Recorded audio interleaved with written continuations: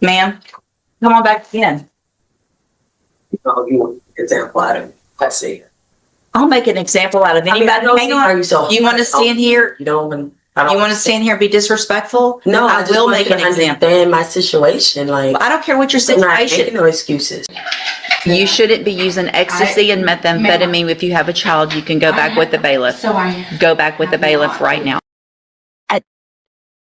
It's ridiculous to me that you're saying you want a second chance, because this was your second chance. You've already been on probation. You were given the second chance of not going to prison. The fact that Ms. Holmes negotiated a cap of 8 years for you, you should thank your lucky stars. This is ridiculous. So here's the thing. If you don't tell me your name, I'm going to put you in custody for not cooperating this morning. I'm not going to, hold on. I understand what you're doing and what you're trying to do. It's not going to help you a single bit in court to try to play these games. Go back with the bailiff. You're going to make it worse if you don't. Yeah, respectfully, this is not a fair trial. You don't get to say respectfully and then be disrespectful. I told you very specific instructions when you were here before that if you did not do what I asked you, then your bond would be raised and you would have to go back to jail. Third party interview. So here's the thing. If you don't tell me your name, I'm going to put you in custody for not cooperating this morning. I'm not going to, hold on. I understand what you're doing and what you're trying to do. It's not going to help you a single bit in court to try to play these games. Excellent. So are you Nasir Lewis Brown, or have you been him at some point in your life or not? Yes. Okay. So I'm going to call you by Mr. Brown because I'm not going to say all the words that you just said, because you have now identified yourself as Nasir Lewis Brown. And so, Mr. Brown, this is your initial appearance, and you have 2 cases. And cause number 26, I just asked you not to speak over me. So here's the thing, Mr. Brown. I'm going to be very patient. And at the child subject matter jurisdiction, going on record. Your challenge of the subject matter jurisdiction is overruled. Let me go through what I need to go through, okay? So this is your initial appearance, your first day in court. I'm required to go through what you're charged with by indictment. In cause number 26, BCCR 03322, you're charged with a 3rd-degree felony offense of assault family violence by impeding breath or circulation from February 16th of 2026. And then in cause number 26, DCCR 0323,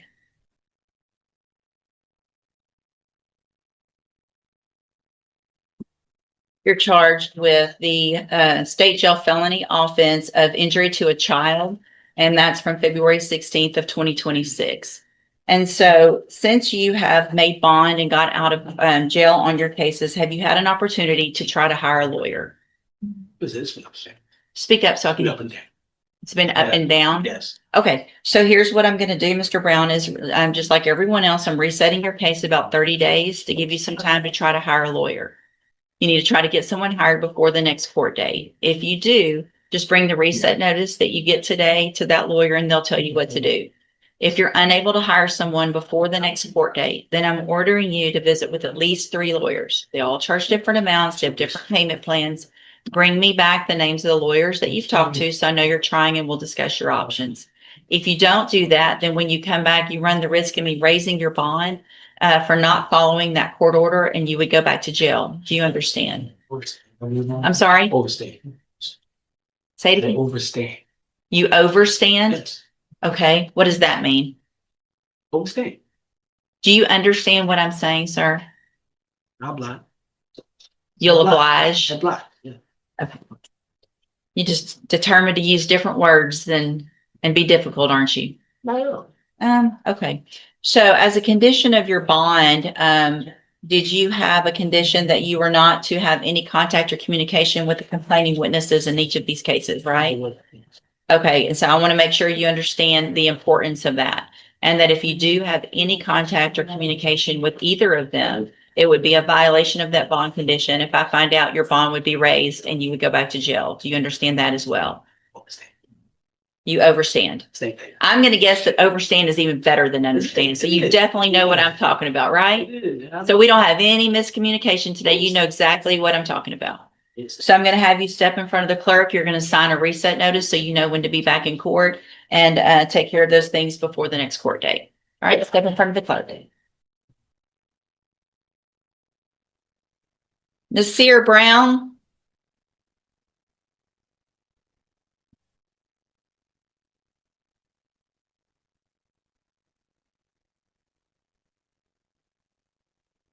My glasses. Are you Nasir Brown? Everybody in the ring. I'm I sorry. think we were here before. You've been here before, but you have to speak up where I can hear you.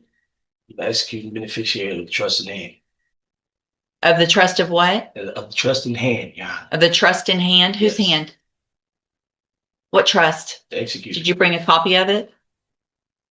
I wasn't able to get to the cop. I do Take the glasses off. I need to see your eyes, please. These are my prescription glasses. That's okay. So I'm having a hard time understanding you. You need to speak up and speak clearly so that the record can be clear. You were already here and I gave you an opportunity to try to go hire a lawyer for your 2 cases. Did you get a lawyer hired? Able to do it. Who'd you talk to? Made a few calls to the guy, Rife. What's his name? Rife King? Mm-hmm. Wasn't able to get through. Who else? That's the lawyer that I chose. So if you chose him, you should have gotten him. I mean, he has the same, there's somebody that answers his phone every week. I understand. I know how it works. I told you to hire someone or visit with at least 3 lawyers. Made an attempt. You made an attempt. Okay. Did you go see Mr. Kimler? Did you make an appointment? Able to do that. Why not? I'm not in a position to go back and forth in front of a lawyer that's in this state that I'm not from. This is formal name. So here's the thing, Mr. Brown, I told you very specific instructions when you were here before that if you did not do what I asked you, then your bond would be raised and you would have to go back to jail, right? No. Yes, that's exactly what I say, because you've heard me say it probably 8 times already this morning.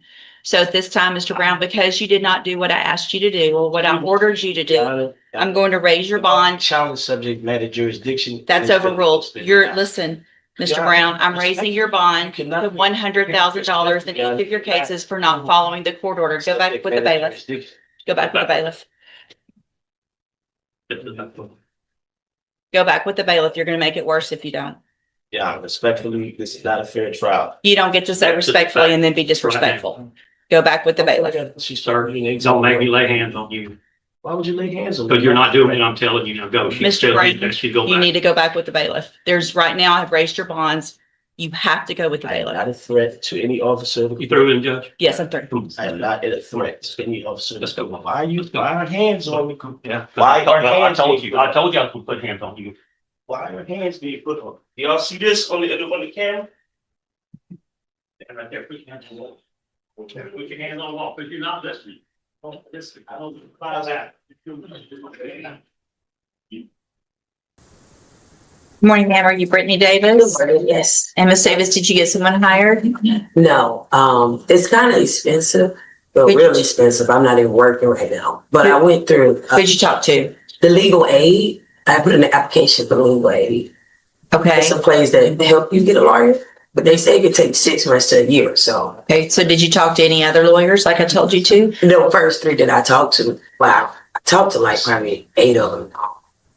But the lowest there goes like 2,000 to start off. Do you have the names of the lawyers that I asked you that you talked to?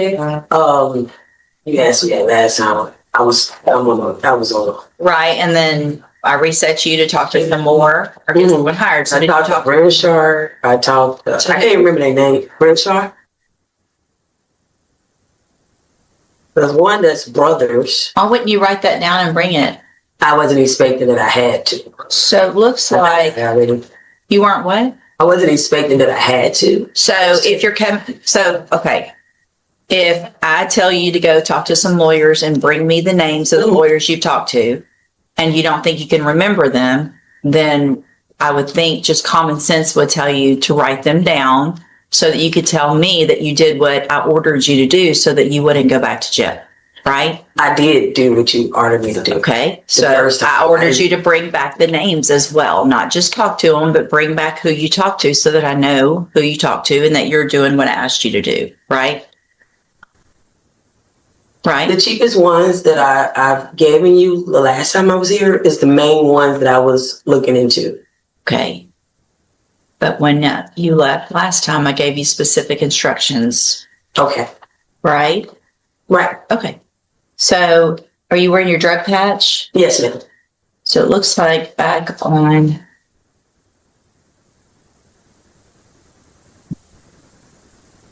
second.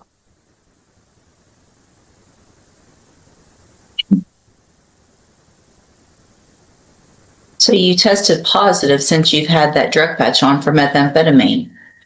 What is that? What does that mean? I don't. But what with the patch? Mm-hmm. Looks like you tested positive for methamphetamine, and cocaine. Uh, Hold on. Let me print it out so I can read it better.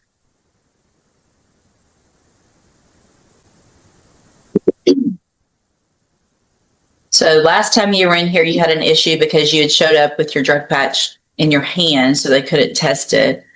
So I tested you in court, and then I made you get the drug patch put on again and told you to keep it on. And then the drug patch that was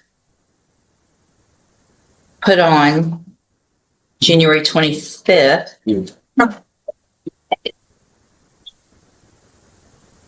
which was the day before that court date. So you had one on, you had taken it in, you put it on, tested positive for methamphetamine and cocaine. Have a seat in the jury box. I'm going to have you tested this morning, and then I'll decide what to do.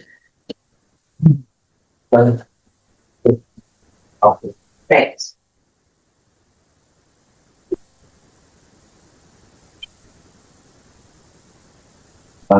Actually, come on, ma'am. Come on back up here. I know what I'm going to do. So, Ms. Davis, obviously it is a violation of your bond conditions to use any illegal substances, right? And so you tested positive for cocaine and methamphetamine on that drug patch, in addition to in the past not having it on correctly, and you didn't do what I asked you to do or ordered you to do also here. So I'm going to raise your bond at this time for those violations to $100,000. You will keep your court-appointed attorney while you're in custody. They'll be out to see you, and we'll just see what we do with your case at that point. You can go back with the bailiff. wow. Ma'am, come on back in. Oh, you want to example out of it. Let's see. I'll make an example out of anybody. Hang on. You want to stand here? You don't want. You want to stand here and be disrespectful? No, I just will want make you an to example. understand my situation. Like, I don't care what your I'm not situation. making no excuses. Okay. I take accountability. Right. So you tested positive for methamphetamine and cocaine. I don't know how the patch work, ma'am. I haven't been doing any drugs. Well, you did something. I don't know if that's like the patch pick up sweat. I don't know if that's like after the process or what, but I haven't been doing anything. All right. Go back with the bailiff. Good morning. Are you Melissa Taylor? Yes, ma'am. What do you have on your, Oh, this is my son, Brandon Taylor, why'd you wear that this morning? because he's my entire world and he makes me very Okay. Ms. Taylor, this is your initial, no, you were here before. Did you get someone hired? Ma'am? Did you get someone hired? No, I have contacted 4 different attorneys. I have the printout paperwork of all the information. They're extremely expensive. I'm not going to get the funds gathered for that. Who'd you talk to? I spoke to down Where? a month ago. Where'd you? Right in the phone. Okay. Did you talk to some more since that last court date? The last hearings. You asked, you instructed me to get 3 quotes. That was what I did. I can get that turned into you after, Okay. If I test you this morning, you can have anything in your system? Have a seat in the jury box. We're going to text. Ms. Taylor, you tested positive for amphetamines, methamphetamines, and ecstasy. And so at this time, I'm going to find that that is a violation, obviously, of your bond conditions. And I'm going to raise your bond in your case to $100,000. Well, let me look at it real quick. I'm going to, let's see. In one of your cases, you're charged with assault on a peace officer, the other credit or debit card abuse. In each of those cases, I'm raising your bond to $100,000 in each case. Okay. If you make the bonds in those cases, you are ordered to wear a drug patch at all time, get it tested at the appropriate times, and then we will move forward with your case. Can I ask a question, please? Mm-hmm. Am I about to be arrested and, Yes, you're going into custody right now. okay, I have a child. You shouldn't be using ecstasy and methamphetamine. If you have a child, you can go back with the bailiff. So I. Go back with the bailiff right now. Go back with the bailiff. Go with the bailiff.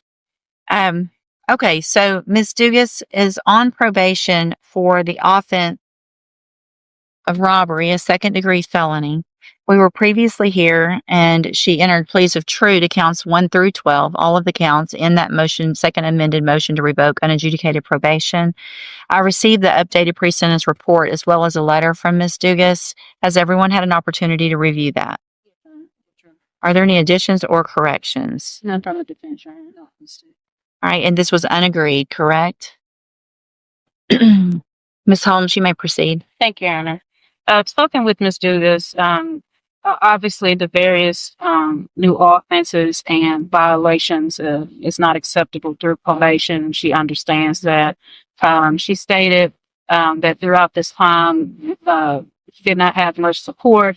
She was going through a hard time in life, and she resorted to doing and committing these offenses, not being in obviously the right state of mind to be able to successfully complete probation.